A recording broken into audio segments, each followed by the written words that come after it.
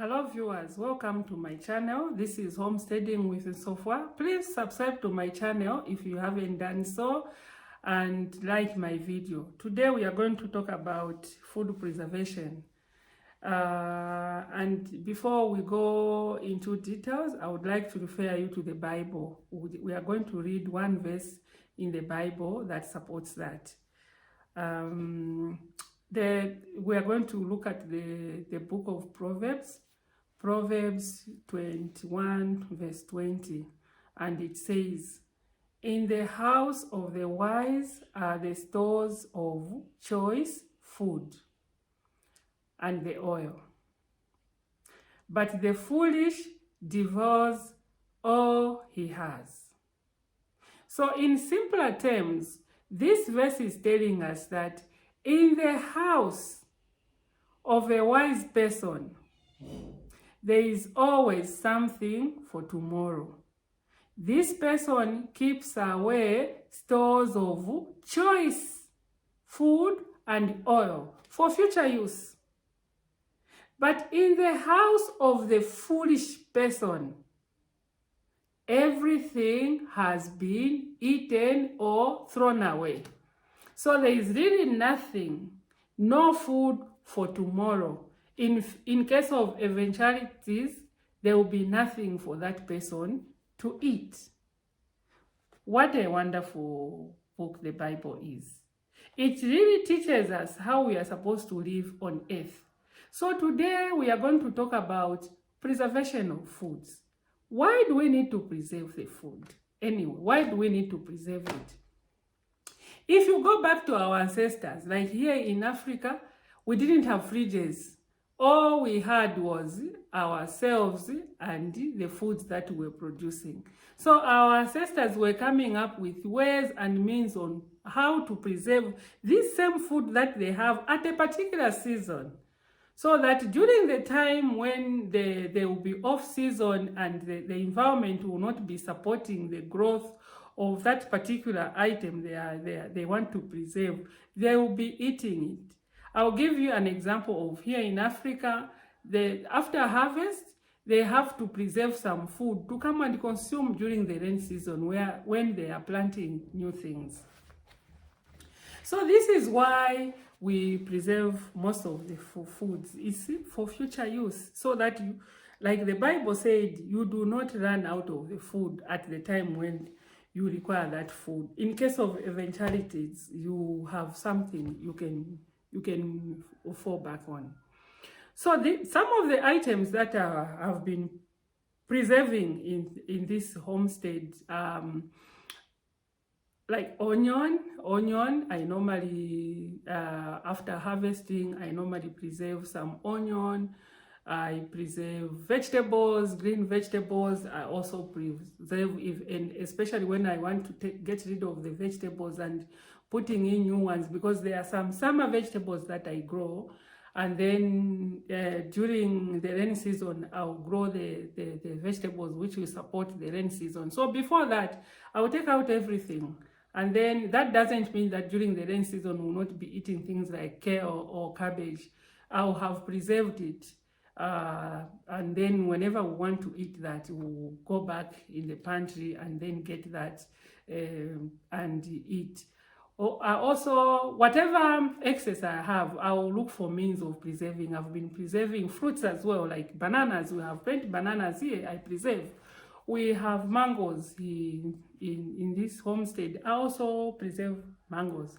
Probably what I don't know how to preserve is just sugarcane. I don't know how I can preserve sugarcane. So today I'm just going to show you the process of food preservation. We just harvested the sweet potatoes that we were growing in containers. So we harvested plenty of it. So we can't finish the sweet potatoes. So I'm going to preserve the sweet potatoes for future use. So come with me. I show you how I'm preserving the sweet potatoes. We just harvested these sweet potatoes from the buckets. We had grown them in the buckets, and this is our harvest. This is abundance food. They didn't come out as we expected. As you can see, they are very, very small sweet potatoes, but they can be eaten. This is what it means to have plenty on your table. We just put these sweet potatoes in the buckets, and this is the outcome. The first step in sweet potato preservation is that you collect the potatoes, the raw potatoes, like the way I've collected them. Then you have to wash them to make them clean in clean water, as I'm doing now. As I will be peeling, I'll also be cleaning the sweet potatoes. So you peel them after cleaning them, and like this. So potatoes are supposed to be peeled. There's another method that you are supposed to do, like the African way of preserving these sweet potatoes. Sometimes they just dry them as they are, sun drying. This is another method because I want to cook a bit and then blanch the potatoes. So after peeling the outer membrane, I'm going to cut them in small pieces so that it will be easier for them to cook. So this is the process of peeling. You cut them in smaller pieces like this, small enough for them to cook nicely. I'm also putting them in another dish of water. As you know, potatoes, if they come into contact with air, there is some chemical reaction which happens and they are going to turn black if you keep them outside for a longer period. So to avoid that, you are supposed to push them in water. This is the other bucket where I'm putting the cut sweet potatoes, so that I avoid them becoming dark. So after washing the sweet potatoes, you put them in a pot. And then I'll take the pot has got water. I'll take the pot to the kitchen where the fire is, and then I'll put it on fire. And then I'll let it boil for 10 to 15 minutes, or when the potatoes become soft. So I'm just washing the sweet potatoes for the second time and then putting it in a pot. So you should make sure that the water in the pot covers the sweet potatoes, so that you have an even distribution of heat. So this is our sweet potato cut in smaller pieces, put in a pot, and it's on fire now. I'll let it boil for 10 to 15 minutes or until it's soft. My grandmother taught me that you cannot let the sweet potatoes be boiling without covering it, because they will never be done. So I'm going to cover this pot and let it continue boiling. The sweet potatoes have been boiling for 15 minutes. As you can see, they are tender but not too soft. This is the right time to take them out.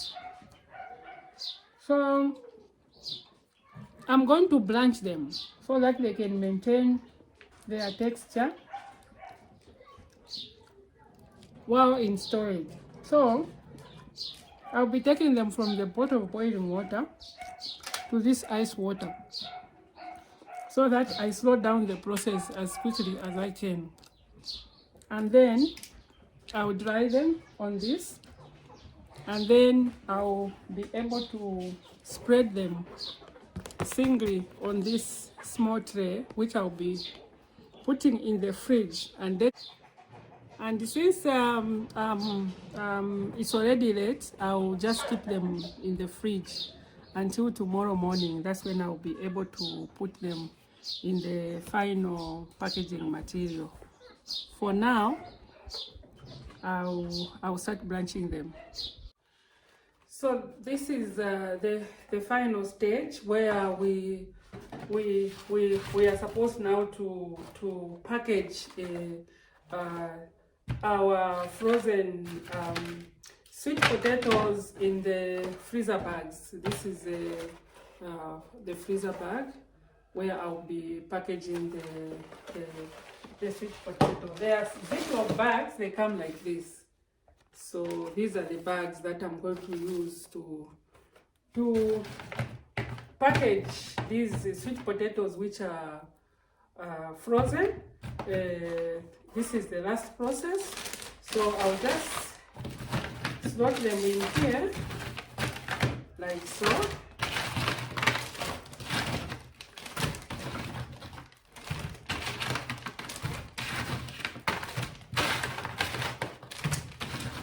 This is really interesting because we will be picking these sweet potatoes when they will be off season, when our friends will have forgotten about them. Us will have some sweet potatoes to eat.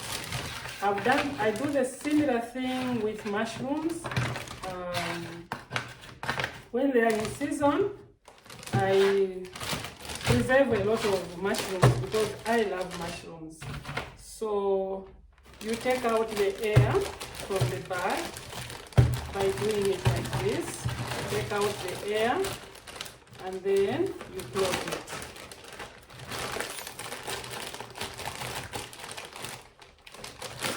Like this. So I've done this package. I'll get another one for the second package.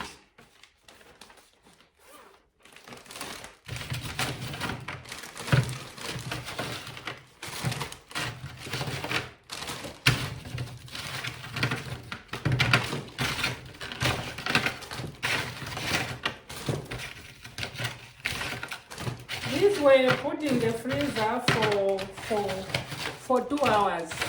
Then after 2 hours, when they are completely frozen, this is a -20 freezer, the ordinary household freezer. This is what we have used to freeze the sweet potatoes. So when they get frozen like this, because when you spread them on this tray, one by one, they will be frozen singly, not as a whole bunch. So now that they are frozen, now we can put them in the Ziploc bag. Take out the air, then close it, and then we are done. These are the 2 packs that I've done for today. There will be some more packs that we are going to do. This is what we do with the sweet potatoes, preserving sweet potatoes. The other things will be different. The fruits will be different. Even the vegetables also will be different. I think fruits and vegetables is very easy. Some of them I just dry them straight away and then keep them. Some of the vegetables I blanch, like I did with the sweet potatoes. You blanch them first so that they can maintain their chlorophyll, the green part of it. There you go, my viewers. Thank you very much for watching. This has been food preservation, which is very, very important in a homestead, because you never want to run out of food. There must be food all the time. You know, we don't depend on supermarkets at the homestead. This is our supermarket. So thank you very much for watching. If you haven't subscribed to my channel, please subscribe on the link below and like my video.